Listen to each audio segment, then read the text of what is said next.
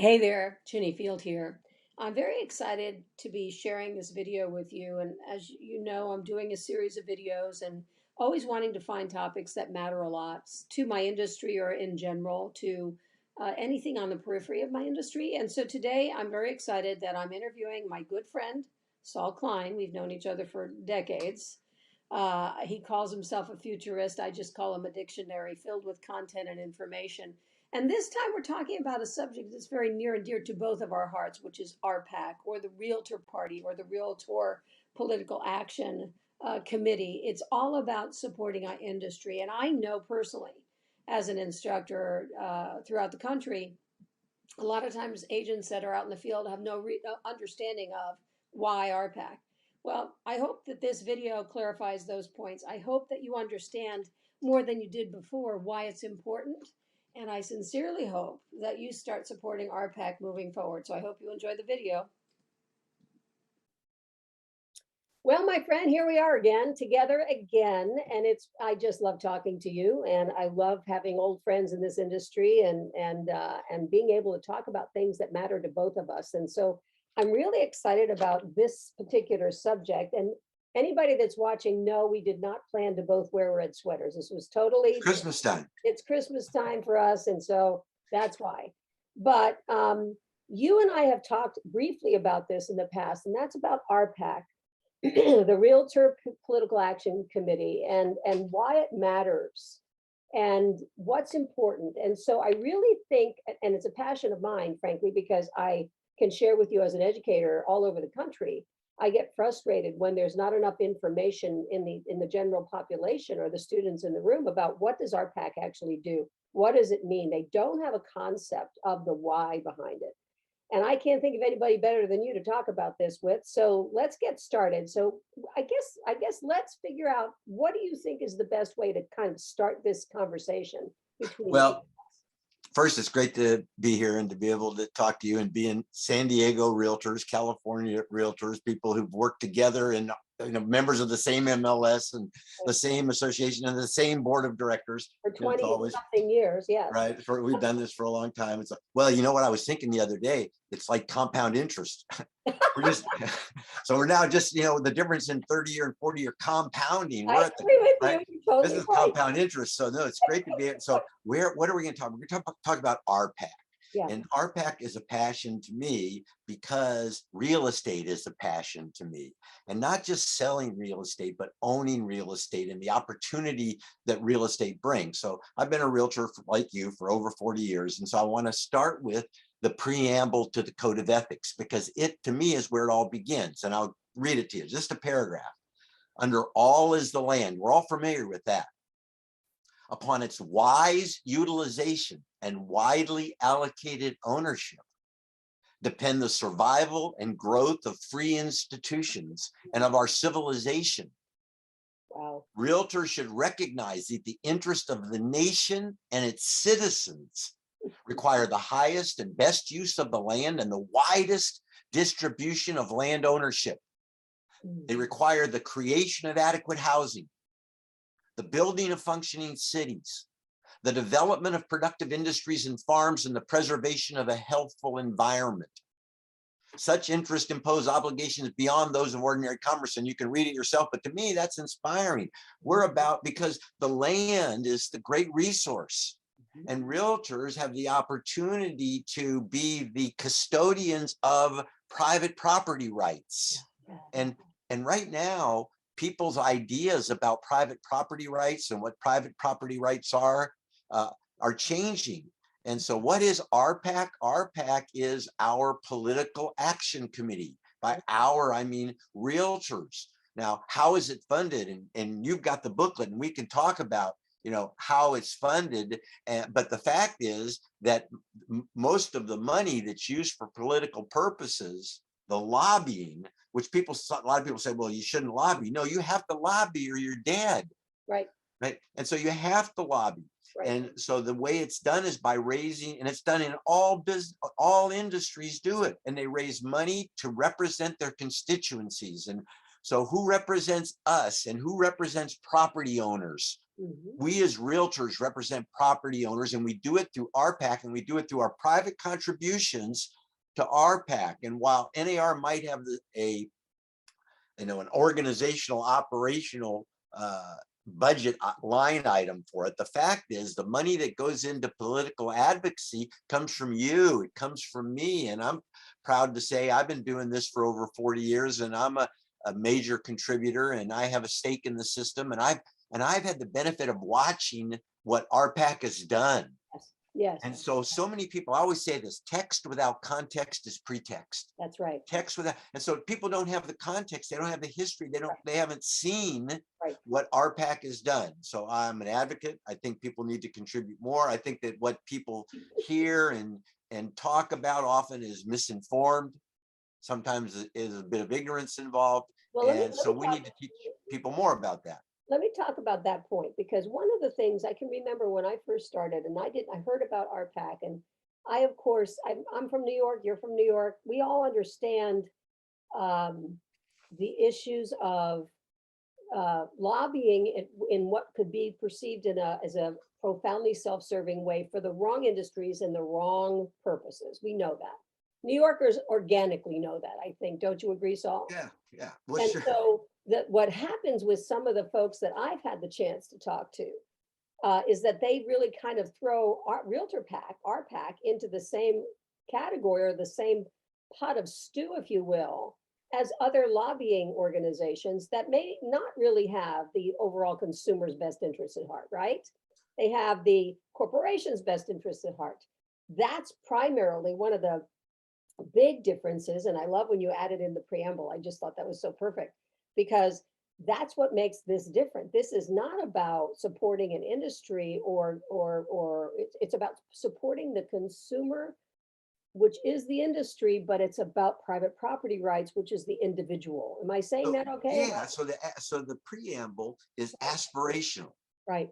And it's aspirational around the concepts that we stand behind as realtors, as members of the organization, and that is private property rights. Right.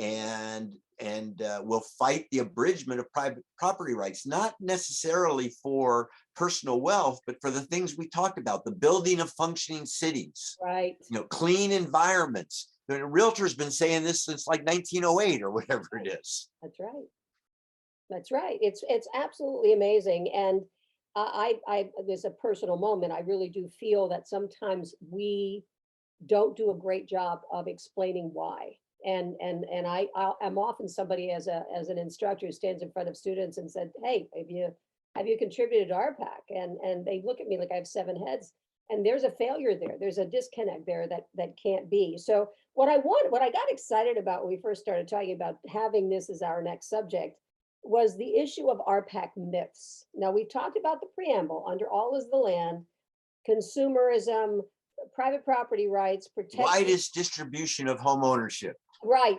So people have a stake in the system so they can build personal wealth. That's exactly right. But I have this wonderful booklet I found, and it goes through myths, RPAC myths. And I can't wait to have a little conversation with you about these myths, because they are quite interesting. And here's the first one: RPAC is partisan. I don't know where that came from, because that is not anything I've ever thought. I mean, share with us a little bit. So RPAC, myth number 1, RPAC is partisan. Yeah, so I could see where maybe people might be able to make up some kind of far-fetched idea in their mind, that because you think about realtors or independent contractors or individual business people. Business people are more independent. Business people are pro-business. And so if you're going to be partisan, I guess if you had to look at the two parties, you might say, at least the differentiation to me between the two major political parties is that the Republican Party was typically, the way I was raised to think, was more business oriented, and the Democratic Party was more government oriented. And so if you were going to think the people who are members of the National Association of Realtors really truly are in fact business people. Right. So if you're going to make I don't think that that's necessarily an adequate or correct correlation. I can see how that could become a myth, but I don't think it's a very widespread one. Do Well, you? what it says here, and this is what I've always heard it to be said. The reality, RPAC selects candidates who share our philosophy and who will listen to the realtor viewpoint. In other words, I've always heard, and I have served on the RPAC committee. I have done candidate interviews multiple times over all the years in 2 states. And the theme has always been that the realtor party, the RPAC group, the money should go to candidates who support and understand the vast importance of the real estate industry as a whole. You know, I can share with you, I've said multiple times, people finally figured it out that the real estate industry is so foundational to the national economy because you buy a house, you buy other stuff. I mean, I'm that person, I've done that.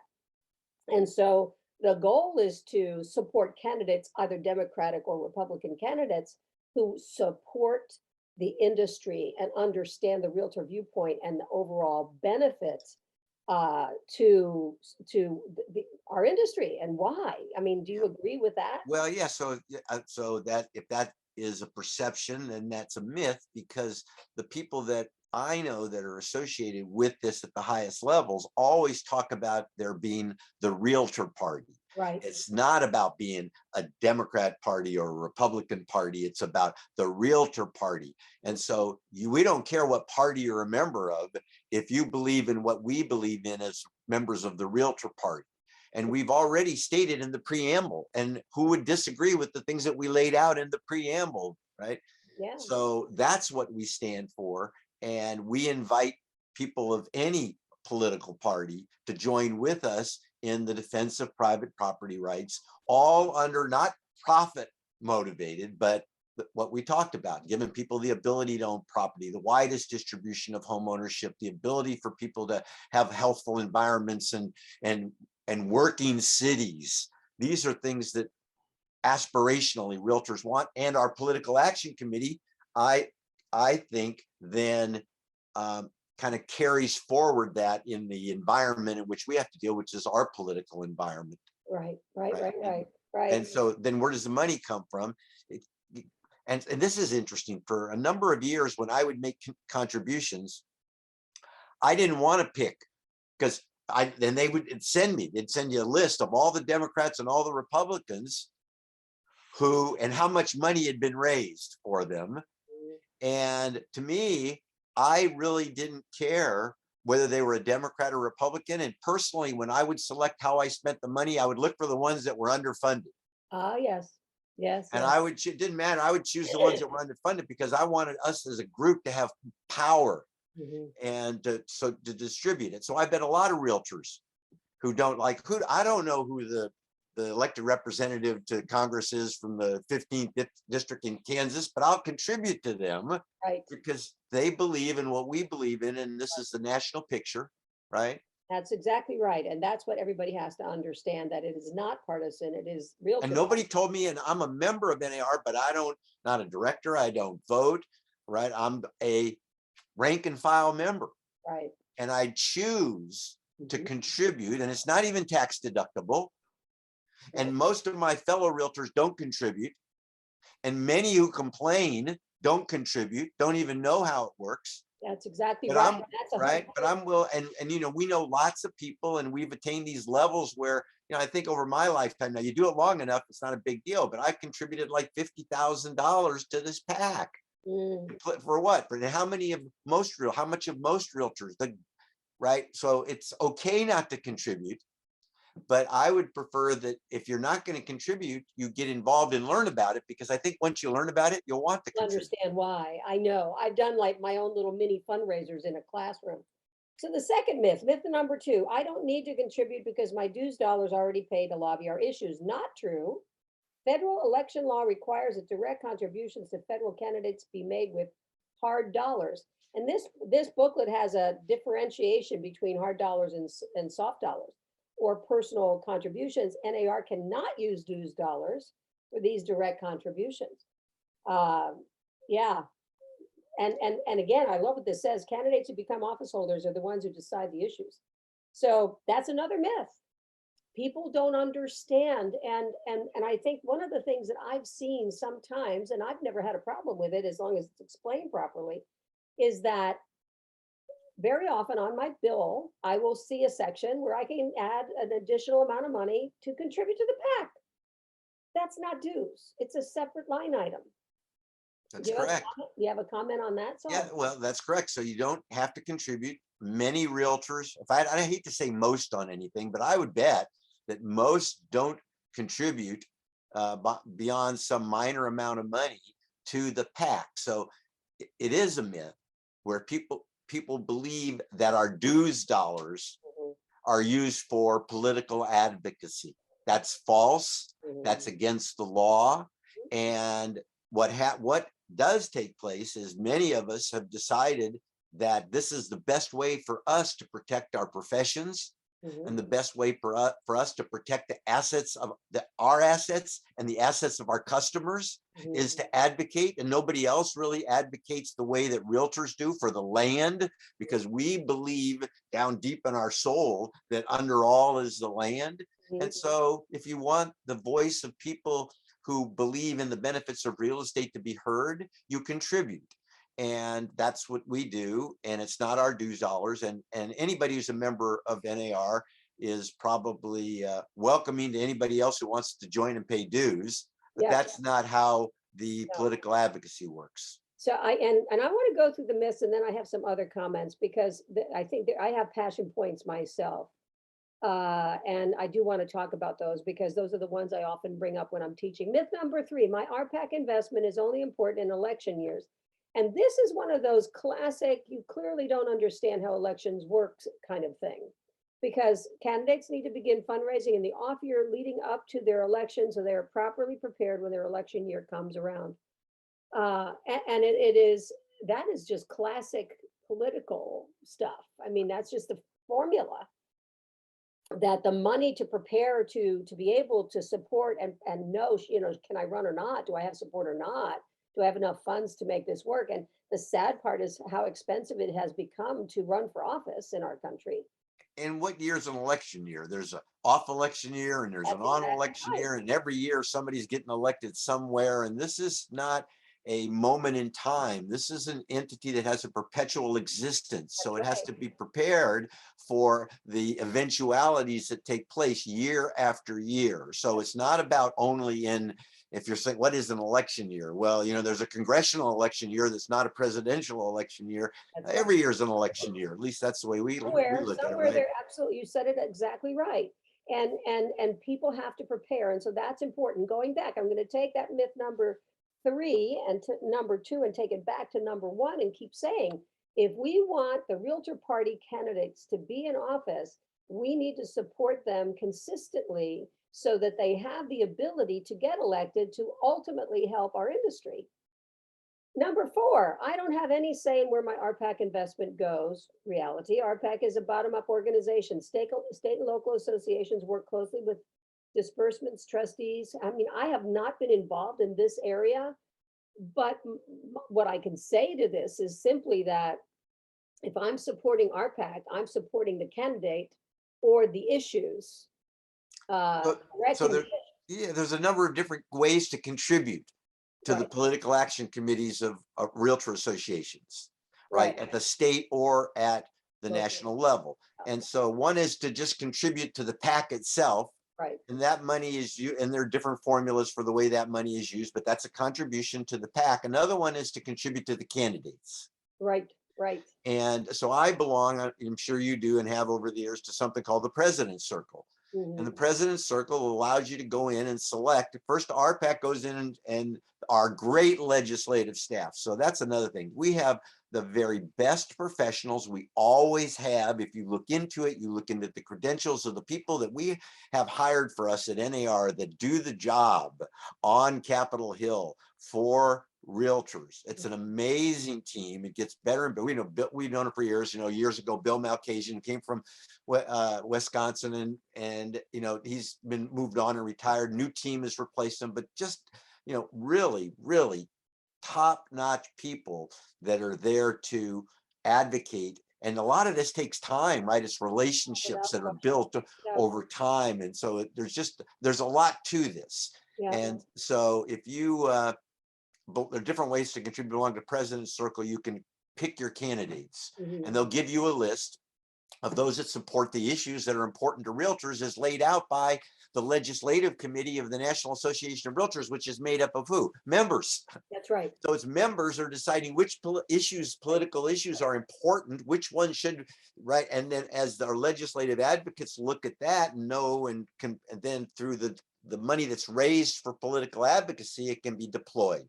Right. And then we have the choice to go in under certain programs and choose the candidates we want our money to go to. And so you make the choice, and it's all done online now, votesane.com, and you can go there and you can make the selection, and it comes off your credit card, and it's easy to do. Easy peasy. I agree with you. Myth number 5, and this one always gets me. RPAC buys votes, adding to my distrust of politics. Reality, RPAC does not buy votes, period. I love what it says. We want to be sure our elected officials fully understand the importance of realtor issues. Gets a foot in the door to attend fundraisers where they can establish, as you just said, Saul, establish relationships in a casual environment. Those relationships allow us a chance to present our issues to lawmakers. And I know they don't buy votes, but this one issue, remember when I've been a state director in 2 states, Connecticut and California. I've certainly been involved in Washington, D.C. Legislative visits and all of those things. And the goal is to be heard. And it's very frustrating because when you go into some of these offices and you're trying to present the reason why on a specific issue, the fight, the pushback is palpable sometimes. So you have a lot of people pushing their agendas to politicians. Politicians today don't necessarily understand the issues, and so staff understands it. And so the politicians are here today, gone tomorrow. You have to get them to really understand your point. This takes time. This takes being able to get the picture in front of them. It takes relationship with the staff. It doesn't happen overnight, and it's not about buying votes. It's about, and maybe it is about access to a degree, but it's the same access anybody else could have. And it's supporting the people that support the agenda of realtors. That's what it's about. And that's what everybody does. And there's no shame in realtors doing it. And I suggest that if you're in the real estate business, that you take a look at it. And again, who decides what are important issues to people in the real estate industry? And all done within the legal framework and all done legitimately and legally. That's what our PAC does. You know, take for instance, how many people legally take deductions on their tax return? And I would say most people, if they know about them, legally take the tax deductions on their tax return. Why? Because it's set up that way. Right. And so the government is set up to work a certain way, and certain entities and certain organizations work a certain way. And it's no different in the political advocacy arena. And so we're fortunate, but it's not free. Right. And that's another thing. How come NAR doesn't do this? How come well, because we don't have endless money. Why? Because not everybody contributes. That's right. That's right. And you know what you're doing is you're bringing me to the place that I want us to go next and talk about successes, because when I have stood in front of classrooms and I bring up certain things and they look at me like, what? I never knew that. I mean, we could talk about mortgage interest deductibility. We could talk about everything from coastal commission stuff locally in California. But think about federal taxes, things like, which is an issue today, something like 1031 tax deferred exchanges. The capability for mom and pop to build estates with pre-tax dollars.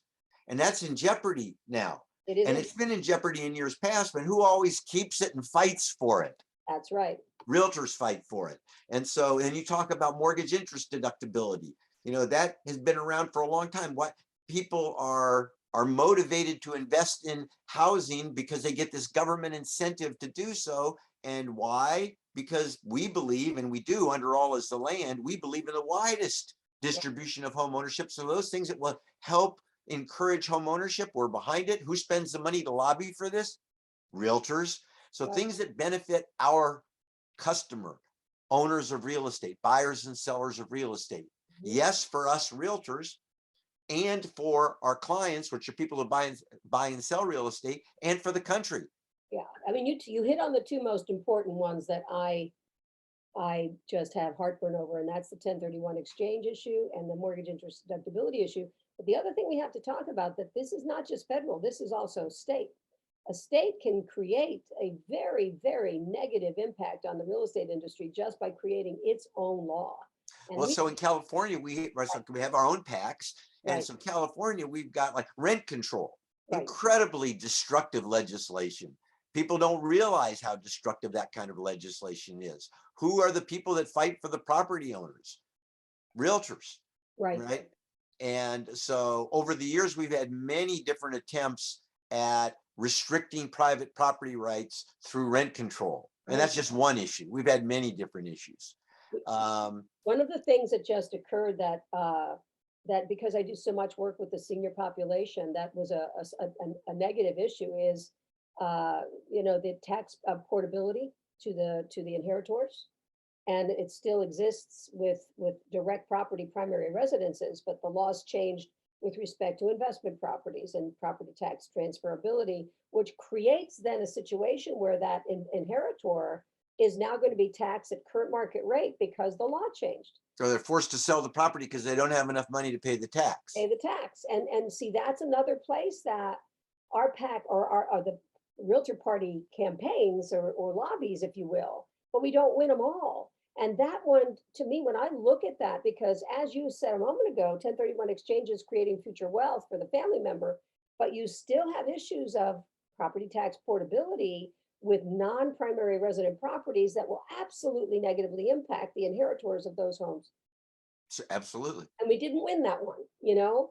And there are other things that well, think about this now. And you and I might agree on this, maybe we don't, on whether or not this is good for the industry. But for those people who like the independent contractor status in the real estate industry, you know why you got it? You got it because the realtor organizations have pushed for independent contractor exactly status. right. That's another place, Saul. We're hitting on all of them. And there's we've been under attack forever, every year, and some gain bigger footing than others. Like this year, I mean this right now, and I always look at it this way, that when somebody's looking for money, they're often going to go to real estate to get that money. And somehow, you know, let's do this thing, let's eliminate this thing, let's eliminate the tax deferral on, it's just, all of those are hard. And the independent contractor status, huge issue. And where is that going to go, and how is that going to end up? And there's so many other issues that people don't realize, people in our industry don't understand, that that's what our PAC or the Realtor Party does, is we work very hard to protect our industry, our personal businesses, real estate property rights, doing our best to prevent negative impact taxes, such as what we just talked about. Rent control is another issue. We don't win them all, but sometimes we can't win them because we don't have enough support. Am I wrong? Business property tax locally. Yeah. Right. So no, it goes on. And my recommendation is, as a professional, somebody who believes they're a real estate professional, that means more than just listing and selling real estate. Absolutely. You're a business owner. You're a business owner. You're a business owner. And so you need to participate in the business improvement districts. You need to participate, particularly now, because there's so much opportunity going to be pushed into the real estate industry here over the next couple of years, a lot of it through the government. And if I were still actively listing and selling real estate today and working with investors, I'd be looking for the money that's coming into my city. I'd be looking for the opportunities. I'd be looking for the transportation corridors and looking to where those opportunities are going to be for added wealth, increase in values. Great time to be in real estate, but people need to understand there's a lot more to it than the sale, than the transaction. And people focus on the transaction side and they don't focus on the business side, and then the political side, which is a big piece of listing and selling real estate. And you know, I think what's important for anybody that is maybe my hope with what we're doing right now, Saul, is that we've enlightened some people. And somebody said, wow, I didn't know that part. I didn't know that part. I didn't know that part. One of the other things that, you know, I'm always concerned about is estate tax issues and taxes in general.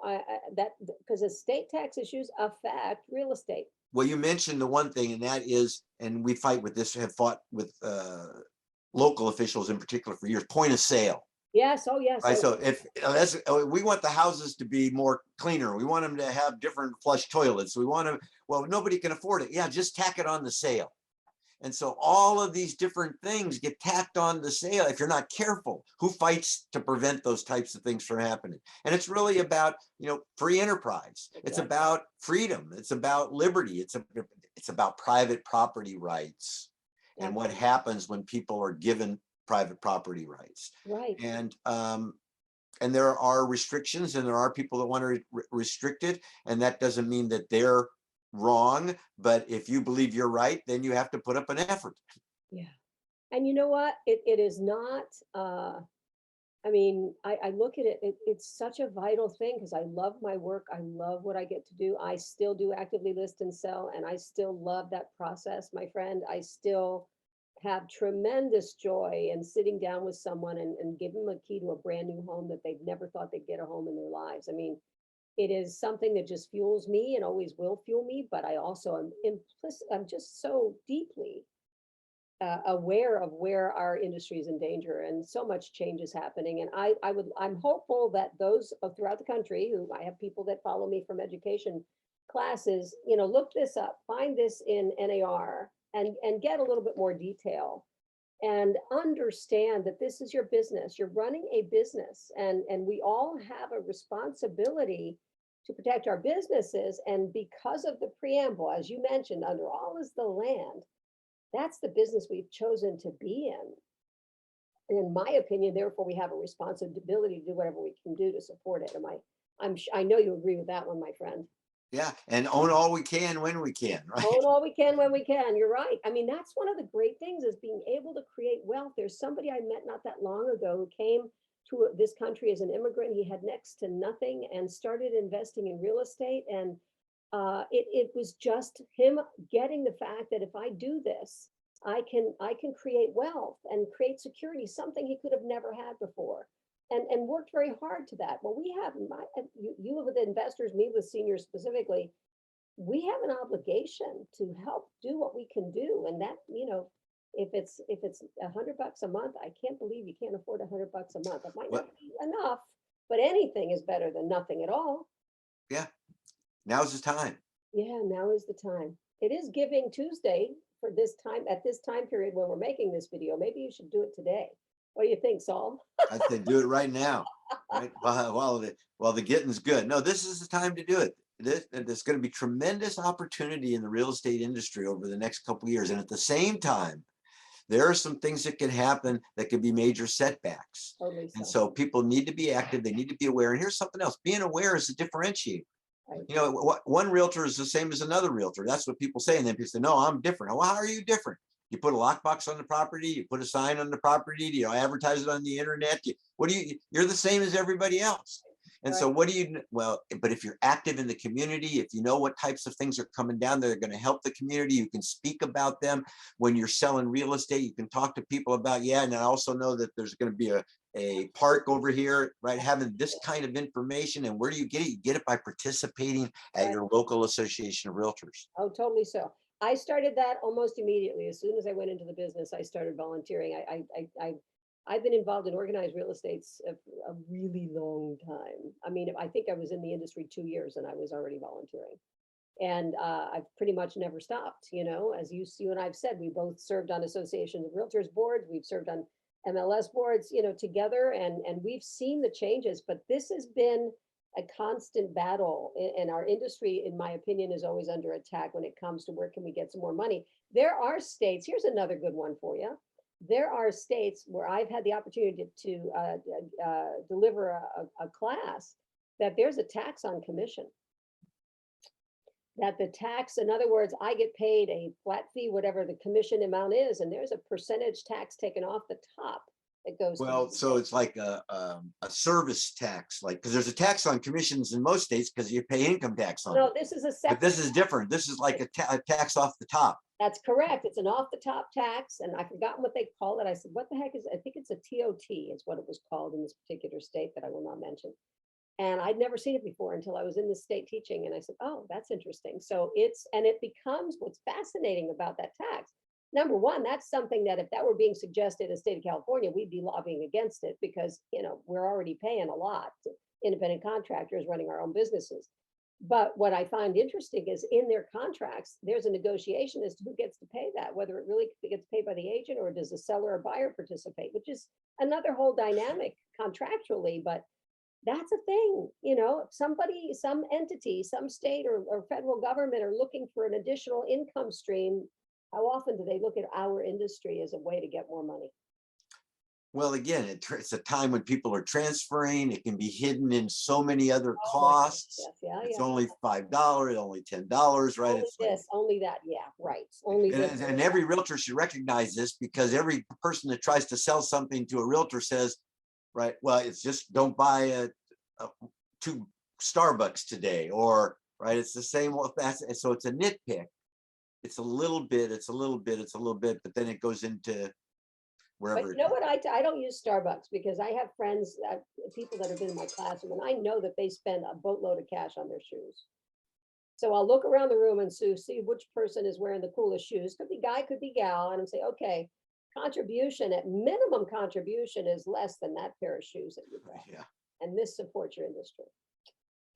Well, my friend, this has been awesome. You are great. I just love talking to you. We have to keep coming up with new subjects so we can keep doing this because I just adore it. And I really, really appreciate you. And thank you for all of your hard work in the industry. And I'm just grateful. And so I will be, as before, I'll be putting this up on my website, my Vimeo, probably on my YouTube channel as well. And I'll send it off to you and you can support it through your systems. And You bet. you are the best, Saul. Thank you. And Great real estate people that are paying attention, please contribute because you need to. Yeah. Get on board with this. Do it now.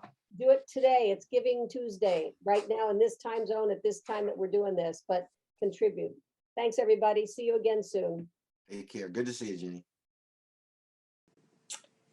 So I personally hope that you enjoyed that video. And I also hope that Saul and I have inspired you to participate and contribute to RPAC. Remember, we're a small business. Each of us has our own businesses.